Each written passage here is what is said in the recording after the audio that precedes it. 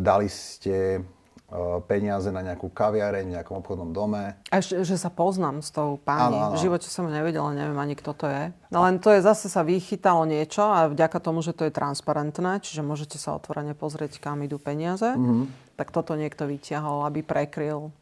No a ja som pozeral tú tlačovku, aby ste vravali, že vy neviete, čo tam budú riešiť, ale predpokladáte, že keď na to dostali peniaze, tak asi tam bude aj nejaká kultúrna časť toho celého a kaviareň iba ako nejaký bonus. A celé som si to vyžiadala a viem, čo tam budú robiť. A to ma zaujíma. Oni tam chcú robiť tiež nejaké výchovno-vzdelávacie, možno, že nejaké diskusie.